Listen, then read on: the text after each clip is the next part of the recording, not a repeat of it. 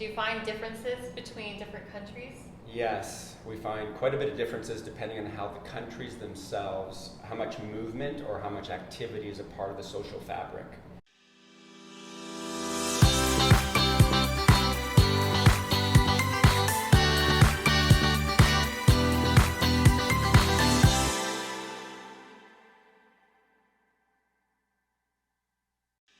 All right, everyone, welcome back to another episode of the Recipient Canada.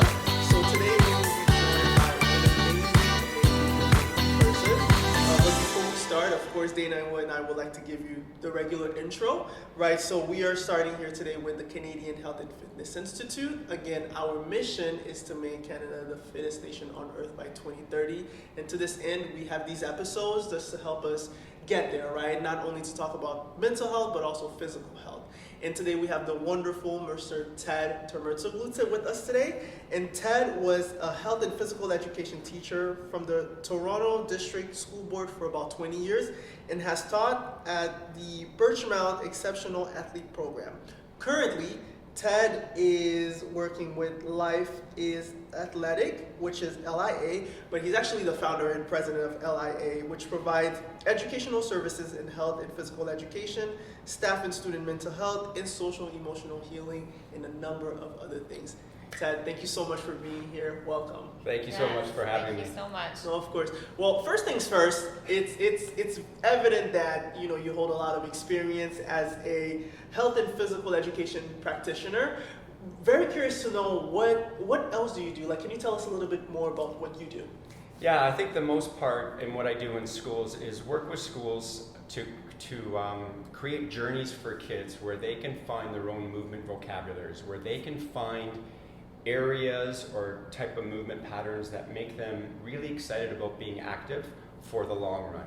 And I base that all in the various curriculum around Canada, because Canada invests a lot of money in our health and physical education curriculum for kids. So the whole goal of it is to increase physical and health literacy, which is basically we're trying to get kids comfortable and moving in all kinds of environments, in all kinds of disciplines on their terms. So what will that do? Well, we can talk about all the impacts that can have. Mm-hmm. And there's one more thing that is really critically important for us is in 2015, the United Nations came up with a document that said, hey, what would happen around the world if we ran quality health and physical education program? Because one of the great things about schools, as you know, is it gets all kids, regardless of race, religion, socioeconomic standards. So we get them all. And we get a chance to impact them right from the get-go, right out of the gate, to get them really hooked on movement, whatever that movement might be for them. Right. So what are the roles of physical educators? That brings us to the question of, so what is really the goal, or what is the health and physical education curriculum? So in Ontario, and our national organization, Physical and Health Education Canada, just came up with the health and physical education competencies. So they looked at all the curriculums right across Canada. And they said, okay, so what are the commonalities? We all want the kids to be active participants in movement. We want them to have the health literacy skills so they know the difference about, what am I consuming? How does that affect my body? How does it affect my mood? We look at the social emotional skills at the elementary level, and at the high school level we call them living skills. And those are things like self-awareness, decision making, relationship buildings, the whole foundation that really increases the quality of one's life. Because at the end of the day, I think we all know no one is coming out of this alive, but we all want really good days. Right. We all want to be able to hit that reset button really quickly. Right. And the way you do that is by, in our research and what we found and all the things that we study, is through movement and relationships and moving together. Yeah. Makes perfect sense. And so what would you say are maybe the top 3 impacts of the health and physical education curriculum in our schools and communities? Yeah, building confidence and competence in kids, doing that at a very young age and getting them hooked on that on a very young age, because by the time I get them in high school, or we get them in high school, those behaviors are already set. And I think we all know that first you create your habits and then your habits create you. So it's a matter of getting them really empowered to know that, I am an athlete. Life is athletic. Right. We all push, we all pull, we squat, we lunge, we hinge, open up jars, we pull, and etc. We do all these things. So giving kids those tools and those strategies and tactics to get back on it, that's what our goal is in the health and physical education curriculum. And I think you'll find that, worldwide, and the work that we get to do around the world shows that. So they start really, I assume kindergarten, is that right? Preschool, Yes. kindergarten. Okay. They start movement and different games and activities and things like that. Do you find, you've worked around the world a lot, do you find differences between different countries? Yes, we find quite a bit of differences depending on how the countries themselves, how much movement or how much activity is a part of the social fabric. So when you look at places like Denmark and Copenhagen and even Poland now is doing some amazing work. When you look at what they do, there are more bike lanes, there's more active transportation than we have here in Canada. So we have lots of opportunities here in Canada as we do down south through our brothers and sisters in the United States. And I think we can do a better job at it, but those countries or those schools that we work in outside of Canada invest a lot of money in education and getting kids young and getting them moving. Right. Finland, for example, that's a big part of their day, movement. Now we have that in Ontario in various places, and the other provinces across Canada. We call it daily physical activity, where outside of physical education time, teachers are supposed to help kids move for 20 minutes a day. Now, the opportunity we have in Ontario and many places in Canada is at the elementary level, though unfortunately, we don't necessarily have people who are passionate or specialists in health and physical education. So just to really drive that point home, my wife, or what I call my better three-quarters, teaches at the University of Toronto, and she teaches health and phys ed teachers how to teach physical education. The elementary panel, so the kindergarten, grade 1, all the way to grade 7, they only get maybe 18 hours, 16 to 18 hours of how to teach physical education. Oh, wow. Right? Whereas in the international community, like at that school I was just at in Vienna, they have teachers who are trained at the kindergarten level. Oh, so wow, they're that makes a huge experts. difference. Yeah. Right? Actual experts. Yeah, so that helps. And that's not a knock or a criticism or a judgment on anyone, especially the teachers, but it is an opportunity that our government has that could make a real huge impact on getting people moving more, right? Because there isn't too many people that don't know that moving is bad for you. We know, sleep well, eat well, move more. Yeah. Your quality of life is really going to improve. And when we don't do that, then all the negative things start to happen. So you mentioned Vienna, or Poland and Denmark and Finland.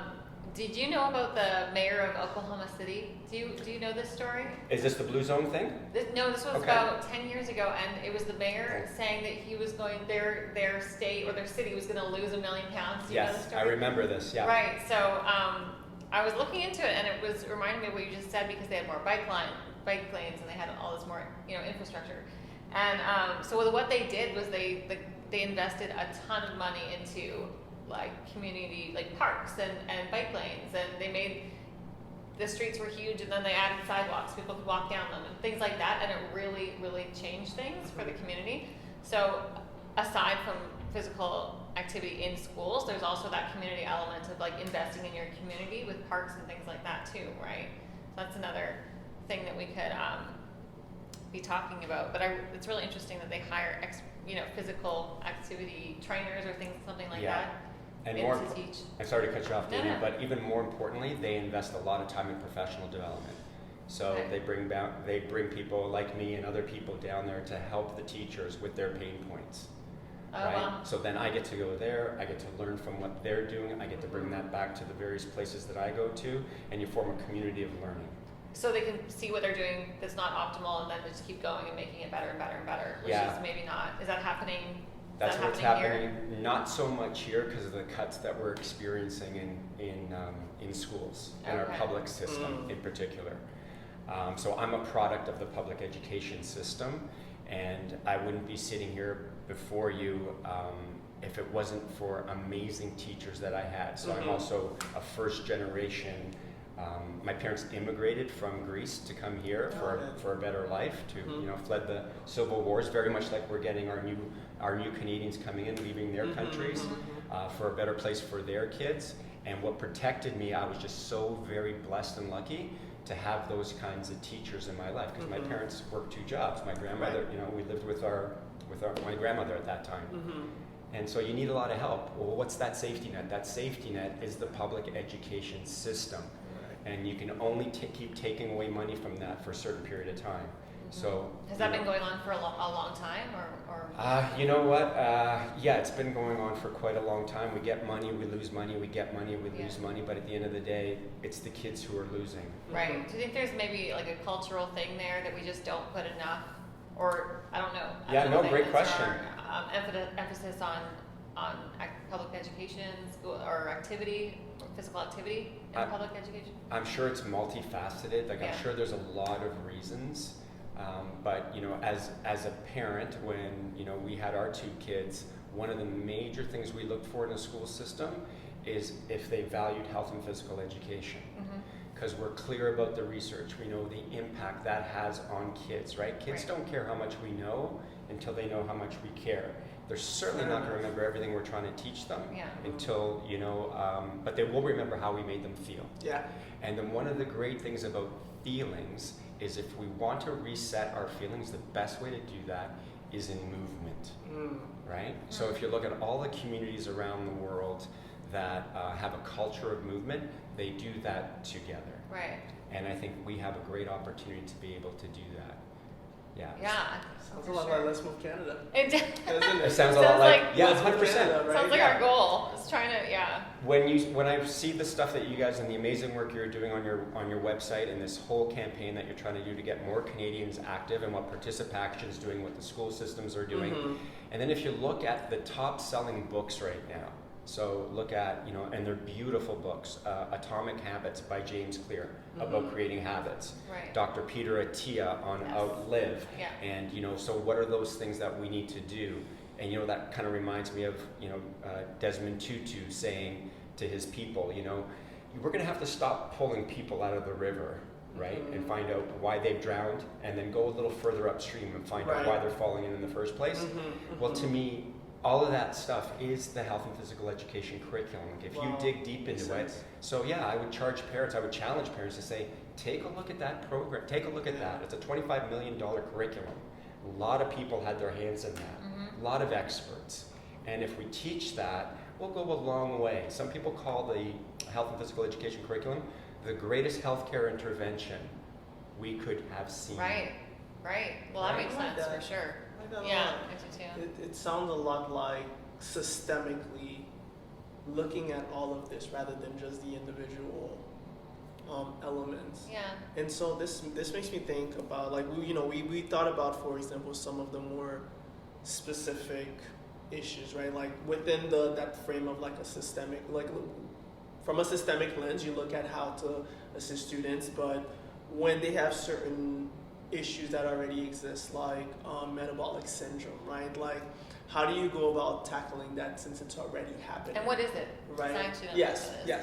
What is it? Right. Like to talk about people drowning and then going upstream to look at the cause. So tell us a little bit more about that. Is so amazing. I'm so happy you asked that question. So metabolic syndromes is 3 of 5 particular conditions that you would get.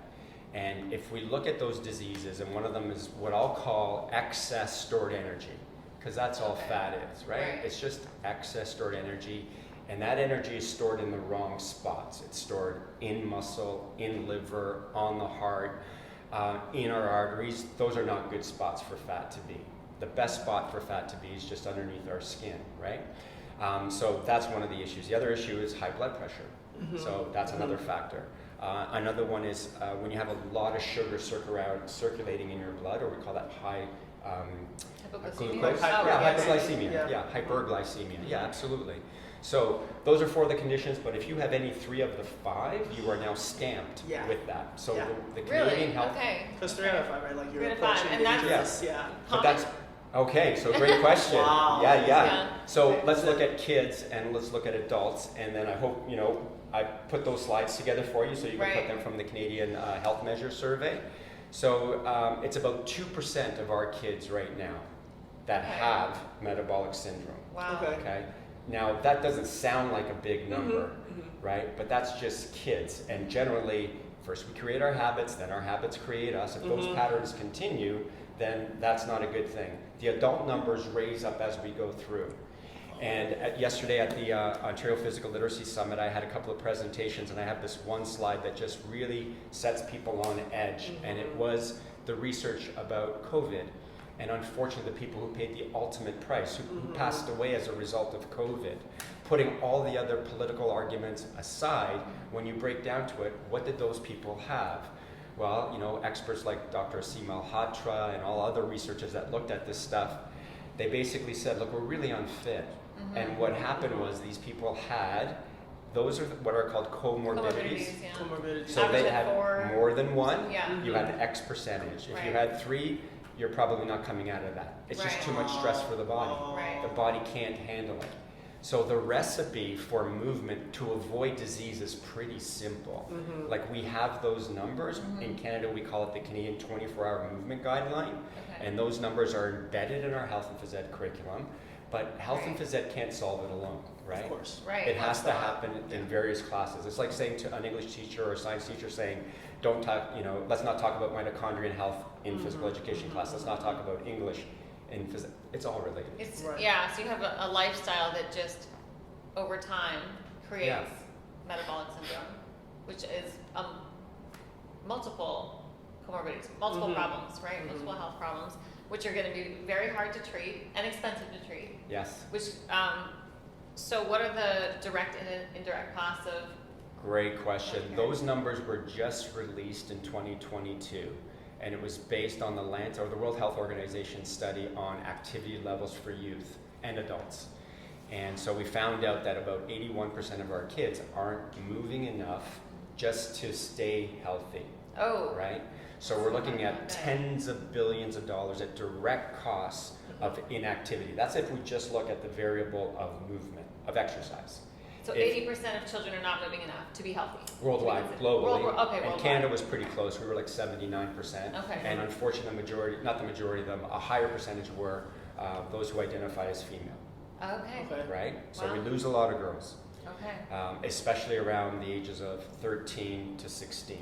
Oh, that's We so lose them a young. lot. Yeah, but also very formative years. Yeah. Yeah. And Right. that's when we need to be keeping them in activity. And it, you know, whatever their activity is, so it's not just sport. So if I can, you know, throw this back at both of you for a second and say, you know, do you remember your physical education experience when you were in school? Yeah. You know, and Dana, you were, I sure do. yeah, and you were in different areas, right, around Definitely. the world. So Yeah. if you don't mind, like, what was it? What was it? I remember a lot of dodgeball. Okay. We running laps, a lot of running laps. Did a little bit of gymnastics type thing. We played the sports, you know, basketball, volleyball. I feel like actually we were pretty active, but it also because I did a lot of the extracurricular sports at school. Yeah. I'm not sure. So I'm not sure if people don't do any of those extracurricular activities, how it's going to be in a different place. Yeah, Right. absolutely. And it was very similar for me, right? Yeah. Where there's a lot of activity, but it was more of an option. Like there was the option to chill, although the teacher would tell you, you know, please, you know, get up and do this. But there's a growing culture of being cool and not needing to do this. So that's another part of it that comes into it, right? Where at least when I was in school, when I was in high school and doing physical activity, it was just, it felt like an option. I think the last layer is if you were already part of some sort of sports team on campus and everyone knew that you were in it, there was a little bit of an expectation to participate a little bit more. So it's kind of like, I always think of oxytocin as like the drug, like I'm not the drug, the hormone that has positive feedback. Like if there's already stress, like it goes further than that. It's the same thing, right? Cortisone? You're talking cortisone? Not cortisone, oxytocin. Like when women oxytocin. Like I'm you sorry. feel Yeah, when women are like, Yeah. when women are like giving birth, like that hormone kicks in and then it pushes the baby up. It's a very similar. It's like probably they call that positive feedback. So it's the same thing with that. Whereas if somebody's already part of a sports team, they're expected to do it, so they just do it. Yeah. Right? But there's generally a culture of just like sitting back and not running. I know what you're saying. There is that like, I don't feel like doing it, I'm not gonna do it, right? Yeah. And which we weren't allowed really to leave. You know, we had to be involved in phys ed. But there's another thing too, is that when I was in elementary school, we didn't have all the distractions that kids have now. So I don't know how I would have. I might have not, right? I might have not joined soccer and basketball. I might have just stayed at home and played Candy Crush. Like, That is a good point. I don't know. That is a great point. But I think it's definitely, I definitely see it as a problem because I see a lot of kids that do sit on sit on their phones and social media for a lot of the time that I would have been Outside playing games and Yeah. playing outside. So I don't know how I would have, if it were now, I might be different. Because even as a kid, if you're not playing a sport, you're playing tag and you're running and playing at the field, or you're meeting friends up at the basketball courts or whatever. So things have changed a lot, and obviously things have changed a lot because you can see the rise in metabolic syndrome, right? You can see that kids are getting more unhealthy as time goes on. Yeah. So what are the causes of that? Yeah, so many of those things that you mentioned, but those are our reality now. These are the realities that we're living like that. That's not going away. That's not going away. No, right? and I don't think it should. Yeah, exactly. Just like the car didn't go away in 1950 when the television was invented and there was less and less activity. Right. And slowly, more and more activities being engineered out of our lives, which means now that we have to put more and more into it. And so going back to what you both said about your experiences in health and phys ed, how much of that made your heart sing, where you just said, I can't wait to get to health and physical education class? I kind of dreaded it, I gotta say. Okay. It was playing with my classmates. If I knew that my classmates that liked to engage and play with me, then yes. But if I knew that one or two were not there, the activity itself was not as So it was like a social thing for you. It was a social thing, and again, I find that in places like that, it is a social thing, right? That's why the pressure, if you're in part of a team, already comes in and all that stuff. Yeah, well, you spoke earlier about oxytocin. So another way that is released is when you're with people that give you energy rather than rob you of energy. Absolutely. Right? So hanging around with people that lift you up rather than pull you down also develops oxytocin. And then there's a whole bunch of other things. So what we know now about muscles, and we've learned this in the last few years or so, is that muscle is more like an endocrine organ. It's more like a gland, like a pituitary gland or an adrenal gland. They release things into our bodies, and we call these myokines, and they activate those things. So we have our own pharmacy living in our muscles that talk to our brains, whether it's oxytocin, I like that. dopamine, serotonin, endocannabinoids. I mean, where have you heard the ending of that word before? Like Cannabinoid cannabis. Produces the same effect, and someone that's done a lot of research in that area is a professor out of Stanford named Dr. Kelly McGonigal, and has written a book about it called The Joy of Movement, how exercise gives us hope, courage, and willpower. So those are all things that live within the health and phys ed curriculum. Wow. You've also both said that, the social interaction with friends. Well, that's pretty supportive with what research says about what makes physical education meaningful to kids. Social interaction, being with my friends, fun, delight, makes my heart sing. Like I feel so good. These are my people. Personal relevant learning. This applies to my real life. Yeah. And then I develop the skills or the competence where I can accept challenge on my terms. So it's just right, right? And we can create these conditions in our classrooms. Now, I'm very lucky because I get to attend a lot of professional development on my own because I get to see all these places all over the place. But we need to bring that all back to our health and phys ed teachers, and especially, I'm just speaking for Ontario here, at the generalist level. In other words, that kindergarten to grade 1, 2, 3, all the way to grade 7 teacher. Because they just don't have the training in it, all of them. I don't want to paint them all with the same brush, but unless they have an affinity and they feel it and they see this kind of thing happening in themselves, you're not going to see it happen in their classroom because parents, we're also consumed about literacy and numeracy. I'm not saying that those aren't important, But at the end of the day, if we had a card here that had numeracy, literacy, your health, and a few other factors on here, the latest iPhone, making $1 billion, and I asked you guys to start crossing off which ones are not important, but what is the most important, I think we'd all land on health. Oh yeah, if you don't have health, then You don't have any, right? you're in a bad place. You don't have anything. So, and I'm not saying, look, every day is going to be a top 10 day. Right. But I am saying, let's teach our kids not to have 3 or 4 bad days in a row. Let's Yeah. give them those tools. Let's give them those strategies and tactics. And not to have preventable disease, right? 100%. All those diseases that end our lives prematurely are largely preventable if we moved a little bit more, if we ate a little bit better.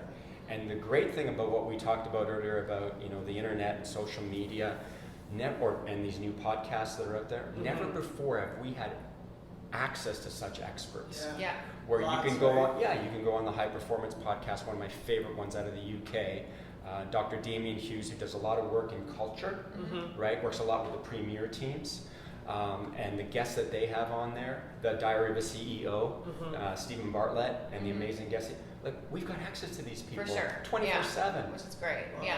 Yeah. That's a $100,000 education Right. you can Yeah. get on your phone. And a lot of and the exercise apps and the obviously for different age groups, certain different things are going to work better, right? 100%. Yeah. And the way we try to make it easier for our teachers was when I was in the publishing area, when we created all of these resources for health and phys ed teachers, was to make their lives easier, right? And also to show parents. Because most parents experience physical education the way you did. It was, Right. Sport dominated, and not that sport's the bad thing. But it was like if you didn't have an affinity for sport, then you probably weren't going to fit in really well. Oh, for sure. 100%. For sure. Again, that Right? social impact, right? Like Exactly. if kids are already doing sports, there's that expectation, and they're already excelling even in gym class. So it's like those that already have What class? I'm going to push back. physical Good education. for you. Physical education, right? Luigi, good, man. I'm so proud now. I did my job today. So what are some examples of if it's not sport, what else could it be? I love that you asked that. Break the sport down into what are called small-sided games, or the actual model of education. The education model is called teaching games for understanding. So teach the strategies and the tactics before you get to the skills. So an example of that might be like if we're trying to teach kids basketball, we do a 3-on-3 game, right? Okay. And it's called, you can play it where every person on the team has to touch the ball once before you can count a point. And the other Okay. team is trying to defend you. Oh. That's a small. Okay. That's an area. Right. Another one's called drop it, where the kids have an imaginary line on the floor. They have a ball, and I'm just throwing and we're talking elementary now, right? Okay, yeah. Where they're throwing the ball over. They allow it to drop once. They catch it together. And it's cooperative. And what that does is it takes away where probably we've all experienced where you might be in a class and you're playing basketball, and everyone is watching you dribble the ball. Oh yeah. Those small-sided games, no one's watching you. It takes out the audience effect. I like that. Yeah. So and it's- it takes you're I on my know team. The cap, I know the you- shoes. Exactly. Oh, Takes away that. It's an exercise in disguise. I can They're think playing of with their those friends. oh, me too. I'm Be literally I'm gonna picturing get it big glass. just oh my gosh, Yeah. yes. Sorry, I know some of those would have been We all triggers feel for you. that. I apologize. It's funny. It's making me think of some whoa memories. I love the concept of small-sided games and really building community in that mindset, right? How would you say these sort of physical activities connect back to the greater community? Because when we talk about setting kids up and then setting their mindset in a way that is for lifelong, right? We want to think about longevity. So how Yeah. do these relate back to the broader community? Great question. I think I can answer that by saying if we look at the body, it avoids pain and it seeks pleasure. And it finds ways to find pleasure. And sometimes that pleasure is detrimental to your health, and sometimes it's positive. So at a young age, if you get experience to movement, empowers me. Movement makes me feel good. Movement makes me sleep better, makes me have better choices. So by having those habits built early, then you're more apt to do them as you grow up. Okay. If not, at least you have the physical and health literacy skills now to know that, hey, what used to make me feel good? The power of reflection. Makes sense. What used to make me feel good? Here's what I'm going to do now. Yeah, so I think Yeah. that's key. Yeah, for sure. There's a lot. Your head's spinning. My head's Dana. spinning. I'm I'm sorry. thinking about all these different things. No, sounds like a lot has changed in physical education since we were in elementary school, which is cool. So like we talked about social media. Obviously, that's not going away. Yeah. I don't know. Maybe there is lots of them that I actually don't know. I'm not aware of it. Mm-hmm. But those are some things that we can you can fuse technology with. We're modernizing, fuse technology with exercise. Yeah. So, and there's different apps, and there's workouts, and you can. We were just talking to Saman Manur, and she's with Evolve U, and there's like different exercises you can do, and there's so much available. There's, like you said, there's so much more available, right? Everything is right there at our fingertips, really. Yeah. So that is a many digital communities you can also join, because I mean over the summer we partnered with Strava. Yeah. Right. Yeah. To launch our Let's Move Canada campaign. So that could be another way for not just kids, right, to engage, but also adults. Yeah, and I think the other gateway that's opening up right now, and one that really intrigues me, and we're looking for ways to kind of harness it in a positive way, is the power of AI. So, going back to those 24-hour movement guidelines, like we know what the recipe is for kids to avoid those diseases, and it's generally 60 minutes of moderate to vigorous physical activity a day. It's 7 to 8 hours of unstructured and structured play. It's 9 to 11 hours of sleep, and it's less than 2 hours of screen time outside of school time. That's a lot of play. That's a lot of playtime. Exactly, Yeah. right? Like, what is that? It reminds me of that George Bernard Shaw quote. We don't grow old. I'm going to get this wrong. We don't stop playing because we grow old. We grow old because we stop playing. Yeah. Right? And Yeah. that's the whole thing. We're just not playing as much. We're not as outside as much. Yeah. But going back to those to AI, soon we'll have, besides our watches and Whoop technology and all that, you're also going to have clothing now soon for kids. And that's going to be able to measure things like heart rate variability, Wow. like how often am I stressed, and how quickly do I get back to normal, right? Because every single stimulus is going through that amygdala, Of Yeah. course. and that's going to of tell you course, whether of it's friend or foe, Wow. and then it's going to Gotcha. tell you like, Fight or okay, flight. how do I react to this? Is this going to help me, or is this going to hurt me? Fight or flight, yeah. Now, can you imagine that in your clothes, and then kids knowing that, okay, well, the reason I feel this way is because I didn't get enough sleep. The reason I feel this way is because, my protein level was really low today. That's where it's going. That's amazing, because a lot of people probably have no idea that they're unhealthy, right? There are probably Exactly. they might know that they're not active, but not that they have those. Yeah, because the research is pretty clear. Like fitness comes in all shapes and all sizes. Okay, so there are people who, when you would look at them and you would say, "Oh, I think that person's very unhealthy," where in actual fact you don't know that. Yeah. Yeah. And actually you might say, "Oh man, that person is extremely healthy. Look at them. Look how they look." Yeah. And they're not. At a metabolic level, they're Yes. just So right. the one that you think is unhealthy could not have any of those symptoms for metabolic syndrome. That other one who may be a heck of a lot leaner, Wow. may, right? So, there are doctors and researchers now calling skeletal muscle, the organ of longevity. Like muscle's key, Wow. So let's talk about longevity. Yes, let's Okay. talk about longevity. What are the most important things? All those things we talked about in health and phys ed. Exercise there isn't one cell in the human body that isn't positively affected by movement, by exercise. Wow. Not one. The Make you want converse, to work out? yeah, Right? the converse Exactly, also, but the converse is also true. There isn't one that isn't negatively affected when we don't move. That makes sense. Sleep. So it's the only time our bodies repair. And the University of Rochester made an amazing discovery with something called the glymphatics. It's the only time our brain can really empty all of its garbage, right? So our brain is really amazing, as you guys Should know. sleep more. 2% of your body weight, but 25% of your energy demand Yeah. Oh, wow. is our brain. Yeah. So it's always producing Gotcha. waste. So if our sleep quality is ruined, then we can't shrink those neurons for it to That get makes flushed sense. all out, right?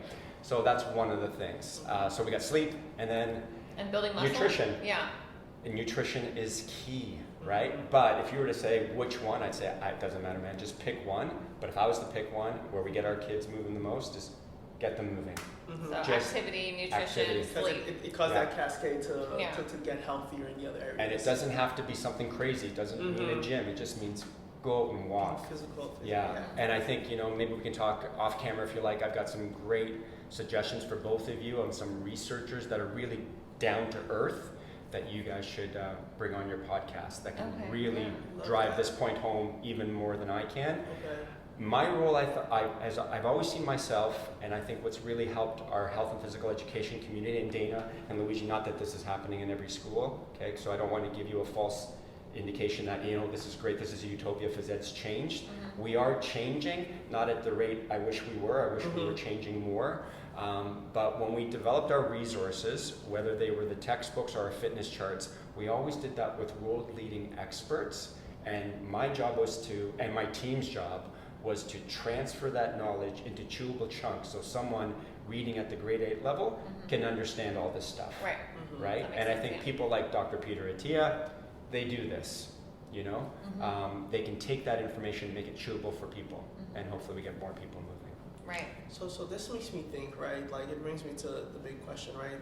Knowing that school is doing a lot of what it can, right, at different rates to support kids, what can parents at home do to motivate their kids to live more active? I mean, it all starts with home, and I know that modeling such behavior is definitely one way to go about it, but what are your thoughts on what parents could do to motivate kids to live a healthier and more active lifestyle? The first one is exactly what you said, is you got to be active yourself. Having a parent who smokes and tell you not to smoke, those are some serious mixed messages, right, for kids. So that is number one. Do things with your kids, especially at a young age. Stay off your own phones and your own devices when you're with your kids. It's hard for everybody because of just the dopamine you get from it, right? You get the instant hit right away, and you're battling some major forces, right? Like the people who develop these things know this about us. Yeah, exactly. And you think about the money that they invest in getting your attention, or your information is colossal. So that's a big one. Food that you recognize as food. To best of your ability is to have that with your kids, and link their energy levels to their movement levels, and let's not preach to them. Ask questions. Why do you think you feel that way? Why do you think your energy level is low? Honey, why are you always going to your phone? Can we talk a little bit about that? Really changing that narrative of do as I say, not as I do. Yeah, really changing that, really tackling that.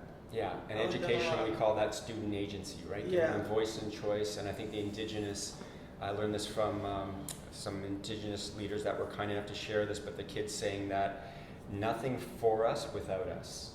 Like, include them in what you're doing. I'm not saying kids all have all the answers, but kids have answers that a lot of adults don't have the answers to, like technology. They're digital natives. I'm a digital immigrant. I came in teaching school when the VCR was coming out. Okay, so those were also some good gym days, right? When they tell what days? Physical activity, phys ed days.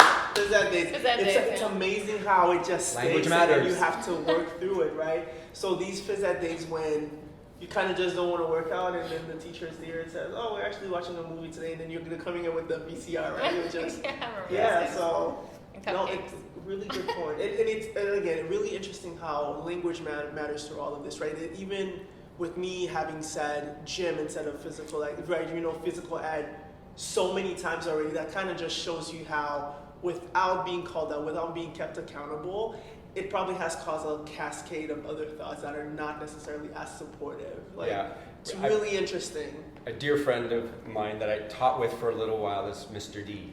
So remember the TV show, Mr. D, the phys ed teacher who became a math teacher? It was a pretty popular Canadian show. I don't know this show. Yeah. I'm fairly new to Canada. I've only been to Canada for a year. Wow. So you should watch it. He's very, very funny. He's now I think the Family Feud.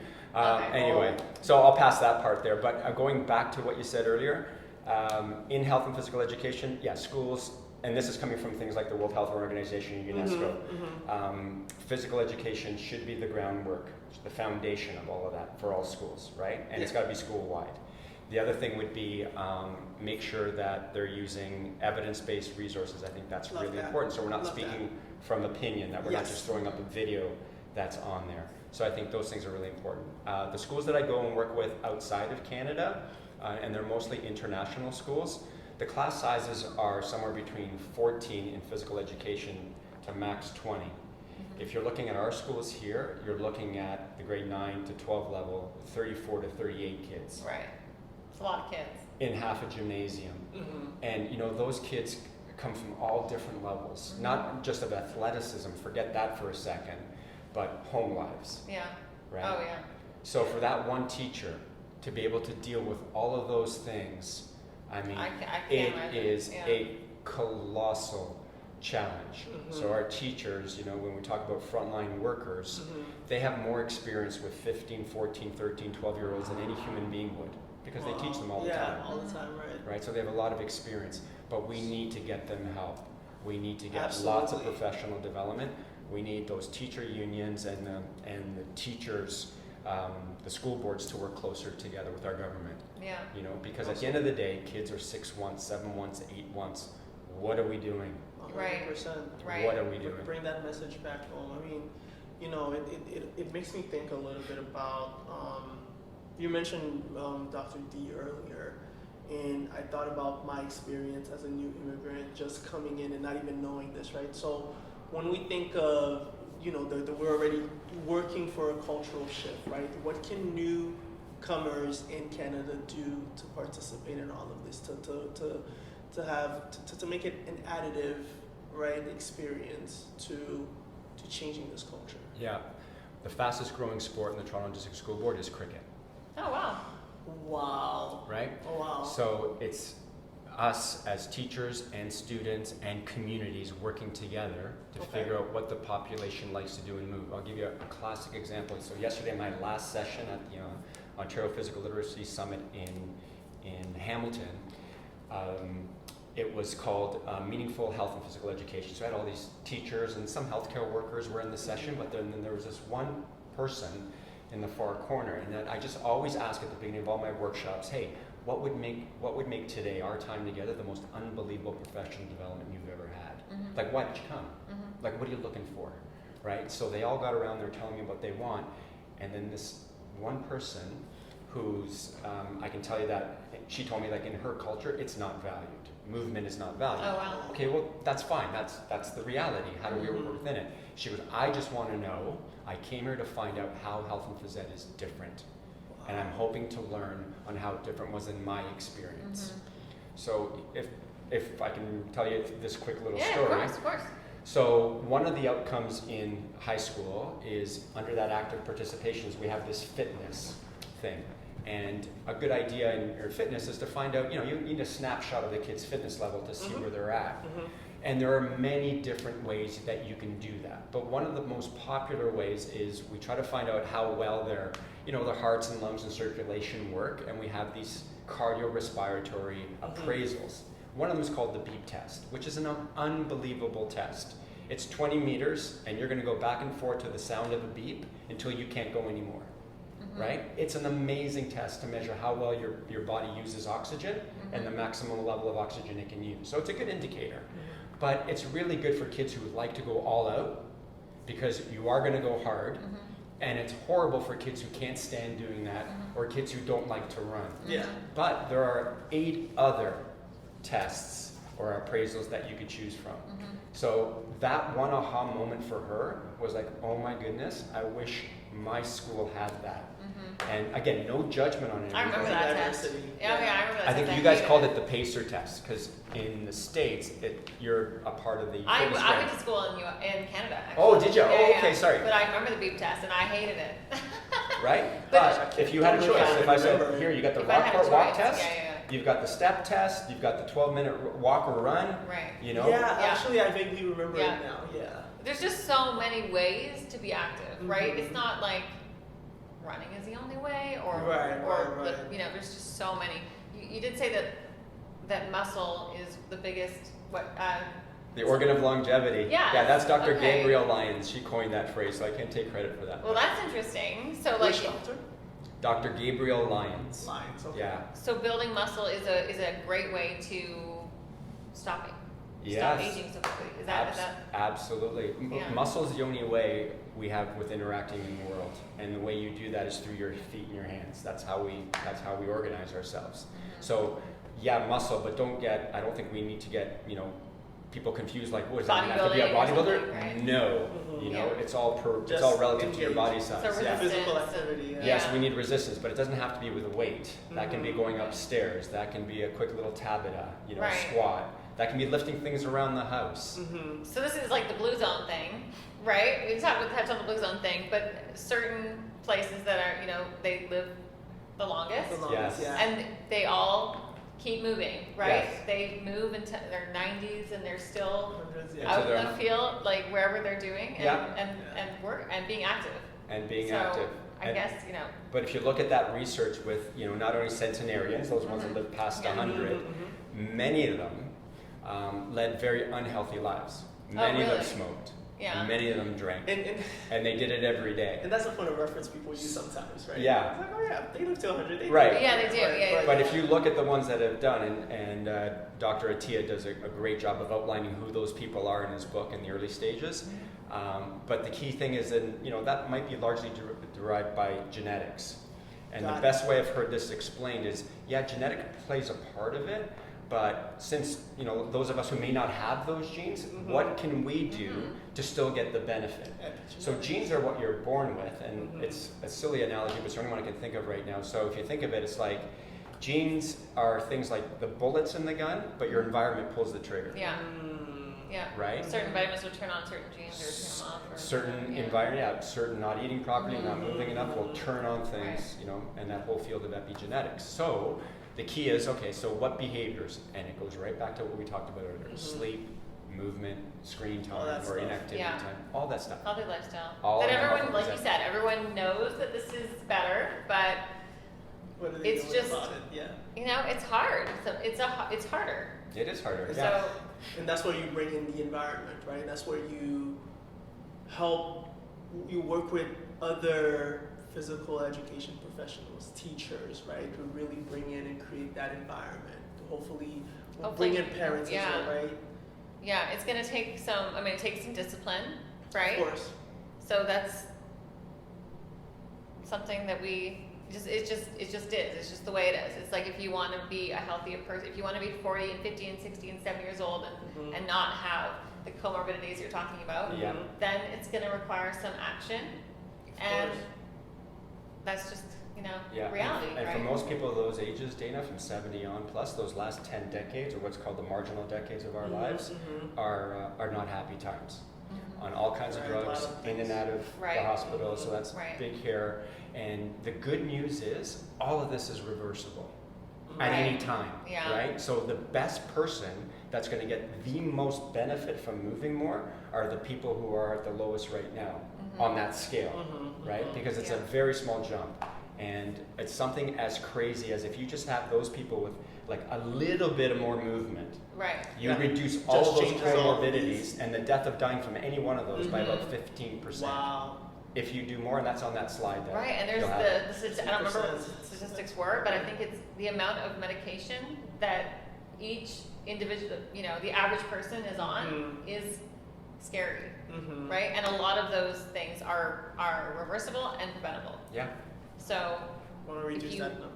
sorry? So we want to reduce that number, but increase Yeah. the age, right? Yeah. Exactly. It's like if you don't really, that's the thing, when you're a kid, when you're in your 20s, you don't really think about it. You're not like, oh, I'm going to work out this week because when I'm 70, I don't want to, or when I'm 50, I don't want to be, on medication. But it's just the case that you don't, right? You want to think ahead. You want to look into, 30, 40 years down the road, and you want to be healthy. You don't want to be taking, blood, high blood pressure medication, and all the things that you Nope. You don't. live a healthy life and a happier life and be active, and also for your children and your grandchildren, right? You want to be able to play with your grandchildren Of and play with course. your kids. So Great it's grandchildren even. You want to travel, you want to hike, you want to get up there, Exactly. you want to open up a jar, you want to, you fall down, you want to get off the floor. You don't and your want to call brain. help. You want your brain to be course. working properly, right? So what's the effects on your brain? Massive. Like there isn't one like brain cell that isn't positively affected by movement. Right. Large part of your brain, and I don't know the percentages here, so the work here is from a guy named Dr. John Rady from Harvard and the Child Brain Development Center. We learn a lot of this stuff, but it's like over 90% of your brain is directly linked to movement. Oh, wow. Like there's no computer that can do that. Wow. So that's why our brains are so big. A large part of it's donated to movement. Like you think of all those complexities. And you look at a little kid, and you know, I've got a little nephew right now, and he's a few months old, Jack, and you see him and he's moving around. That's because he's making over 750 million connections a minute. Wow. His brain is. Wow. What a number. And that was all of us, guys. What a number. Yeah, it's mind-boggling, right? And that's a free course from Harvard that's online for parents. Okay. So yeah, these are neat things. So if you want your brain to work properly, you want to age slower, you want to live a healthy, happier life, Move, eat a move, little better, eat a little better, sleep, sleep. hang around with really cool Be in people that community. give you energy, Right. Yes. that don't rob you of energy, course. Right. where you feel safe, where you can have conversations, where you're not going to be attacked Mm-hmm. for your differences in views, Mm-hmm. and appreciate the time that, you know, there is going to be times where we have to agree to disagree. Of course. But of that course. doesn't make you a bad person. Yeah. That doesn't make me a bad person. Makes that you doesn't make human. me bad. Right. We're just trying to find our way through this whole thing Right. Absolutely. together You really are. without judgment. And I think that's what we try to really instill through our health and phys ed curriculum. But we need help. We need the funding. We need the professional development. That's what I was actually just going to ask you. So what do you Mm-hmm. what do you need? What do we need? Yeah, we need our teachers, we need our governments to support our teachers in professional development that is Okay. subject specific. So it's not just we pull out all our teachers and say we're going to have this professional development on this one topic. Mm-hmm. And that it could be a very important topic. I don't want to, minimize that. But again, there is no topic more important than the health. Should of we be anybody. asking parents to write to MPs and Yes. MLAs or Yes, I Yeah. think we have to flip it. We have to, if you look at what drives real estate prices in this country, Mhm. it's the Fraser report, and it's like EQAO scores, what's going on with math and literacy. And I get it, but at the end of the day, that's not nearly as important as the Mhm. mental health and health of our kids. Mhm. It's 100%. not. Right.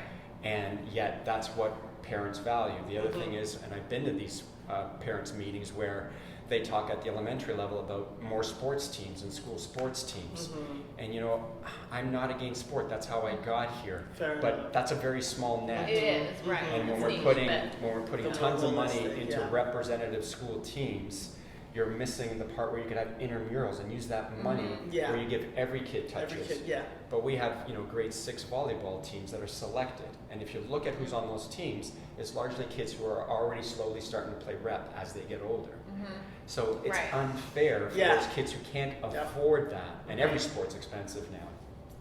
Right. It's That's crazy. for sure. So parents should get involved on maybe a more proactive government level. Yeah. Yep. That's something they can. I think might the help easiest thing, and- Dana, for those parents would be honestly is just call their principal and find out how is health and physical. Or ask their kid, Mm-hmm. what did you do in DPA, daily physical activity Yeah. today? What did you do in physical education today? Yeah. Because at the end of the day, that's what's going to get us through this, is giving kids those health and physical literacy skills to lead independent lives on their terms, Right. right? Or else they're just going to be looking for other things to avoid pain Mhm. and seek pleasure. Right. All right. So What that's a way something to we can all 100%. get involved with. Yeah, and what a way to just set your kids up for the future, right? As adults who are healthier and more physically active, passing on that knowledge, passing on these wisdom and those lifestyles to their own kids. Yeah, 100%. Thank you so much for being here. Thank you for That was having me so- here. No, of That course. was very interesting. Yeah, A lot to think about. loved your questions. Thank you so much. No, of course. Thanks for answering them. No problem. Best as I could. Yeah, it's Right. fantastic. All right, perfect. Well, you guys heard it here first. We want to thank Ted for being here today. And if you have any questions or you want to learn more about Ted's work, feel free to follow Ted on, Instagram, on X, formerly Twitter. There's also Ted's company, LifeIsAthletic, Yeah. correct? Found it on LinkedIn, all right? So if you don't find it on Instagram or anything, do your little research. LinkedIn is the way to go, right? So feel free to go and follow these and you'll get more information. And if you want to be featured on our podcast or you want to learn about our episodes, what are coming next, what is coming out, Or if you have any questions, please feel free to follow us on Let's Move Canada on Instagram, or you can just go to our website, letsmovecanada.com. Thank you so much for being here, and see you at the next episode.